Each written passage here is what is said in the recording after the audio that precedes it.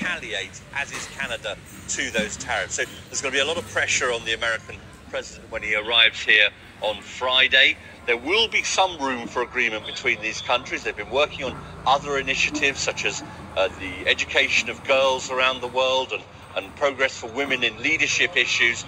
But on things like trade, on things like economic development, on things like some international affairs such as the Iran nuclear deal, the moving of the US embassy from Tel Aviv to Jerusalem, all these things have created huge tensions between these countries which would normally be allies. Gary O'Donoghue there in Quebec. The British Prime Minister has also arrived in Quebec, but back here in the UK, it's been a chaotic 24 hours all over Brexit. British ministers have been trying to agree their backstop position if there isn't a deal when the UK leaves the European Union. Prime Minister Theresa May wants a stopgap plan that sees the UK stick closely to EU customs arrangements. Some of her pro-Brexit ministers aren't happy, though, wanting a firm date for the temporary arrangement to end. The result, a compromise that's unlikely to be the end of the matter.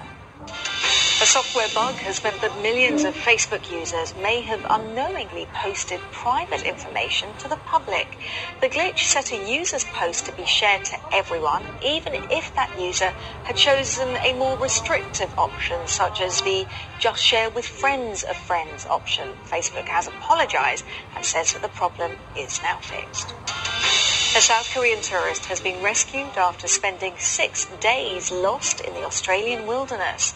Jo Hee-han fell into a gully in northern Queensland and was only found after search teams heard her calling for help. She survived without any supplies, but is said to be in good health and in good spirits. She's been bashed around in there for 6 days, which is surviving is a miracle, I can tell you. It's almost a miracle what's actually happened there, you know, I mean, 7 days up there. I've climbed that thing 3 times, 2 with a group and 1 myself, and after I did it myself I said I'd never be going back up again. The French Parliament has voted to ban the use of mobile phones in schools. It's hoped that the move will improve concentration in class and help prevent cyberbullying. Both teachers and students will be affected by the bill, which, if approved, will come into force later this year. Now, I'm sure you're aware we are less than a week away from the start of the Football World Cup. And, well, as you can see, football fans are making their own ways to Russia in lots of different manners of ways. This is Hulbert Worth. He's from Germany and he is travelling with his dog using his tractor. He is currently in Belarus and he is slowly towing his caravan to the border with a top speed of just 20 kilometres an hour. He is sure that he will still reach Moscow in time for the start of the games.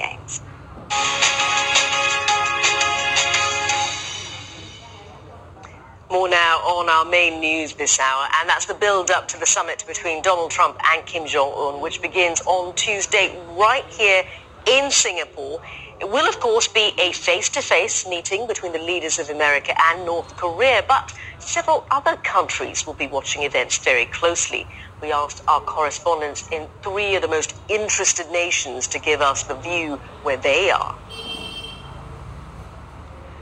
Japan is rather worried about the Kim-Trump summit in Singapore, and the reason is all about location. North Korea has hundreds of short and medium-range missiles that can hit pretty much any city in Japan. President Trump is really only concerned about North Korea's handful of long-range missiles that can maybe hit the United States. So the worry here is that in Singapore, he might do a deal with Kim Jong-un to get rid of his long-range missiles and forget all about the ones that can hit Japan. Then there's the issue of abductions, which is a really, really big issue here in Japan.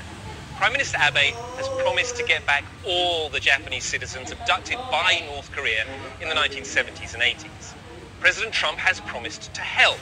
But does he really care? Is this really a big issue for the United States? Almost certainly not. This summit is South Korea's best chance at peace in decades. They believe their president, Moon Jae-in, has been instrumental in deftly and diplomatically bringing these 2 leaders to the table in Singapore. Now South Koreans have to step back and watch to see if a deal can be done to try to end nearly 70 years of war. Of course, they have been here before, only to be disappointed. The North has made offers of peace, only to walk away and continue with its nuclear weapons program. But there is a feeling here that this time things may be different, and they are on the first tentative but historic steps to forging a new relationship with their neighbour. When it comes to North Korea, China matters. Every US administration has been aware of that fact, none more so than this one, which has been badgering Beijing to do more to enforce sanctions. Has that been the crucial thing that has forced North Korea to the negotiating table? It seems unlikely. China has been doing more, but it's also made it clear it doesn't want to bring about North Korea's collapse. Beijing may also be more realistic than Washington about the prospect of North Korea giving up its nuclear arsenal. And if this summit fails to deliver, then Beijing may be less likely to blame its old ally and neighbour and more likely to point a finger at America. Well, that's the view from our correspondents. Let's bring you the view from America now. I spoke earlier to Andre Abrahamian from the Griffith Asia Institute in our LA studio. He says there's a lot at stake for everyone involved. Well, it's difficult to tell exactly what will be decided on, given how quickly it's been put together. It's clear that the South Koreans would like to see a peace treaty emerge, and I think that Donald Trump is also quite keen on doing something grand on the world stage that can leave a legacy. The question is, with such a short, compressed timeline for putting it together, can they get to an agreement in time?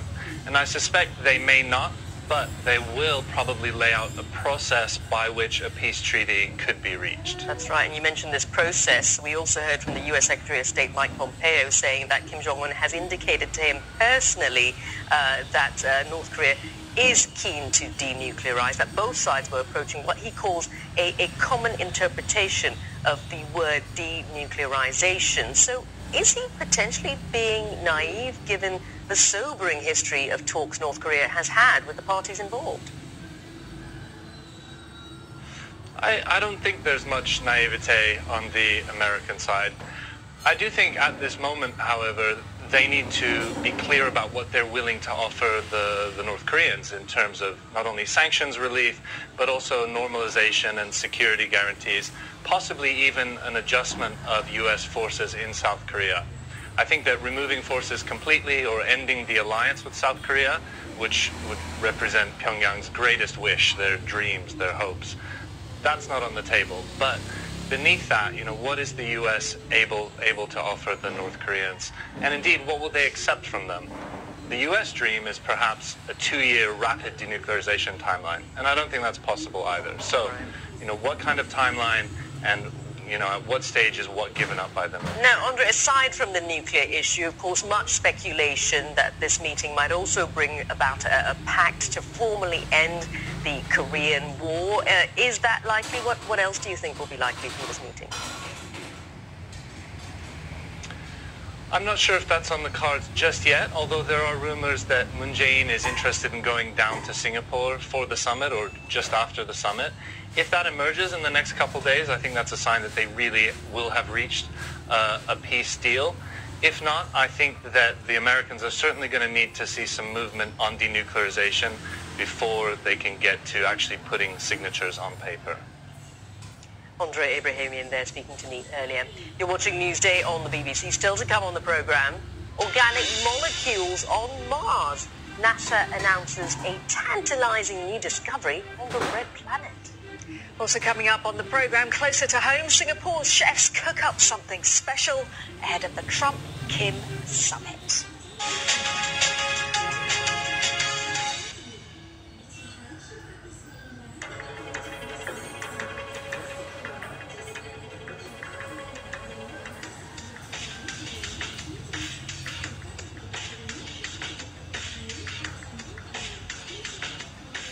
The day the British liberated the Falklands, and by tonight British troops had begun the task of disarming the enemy.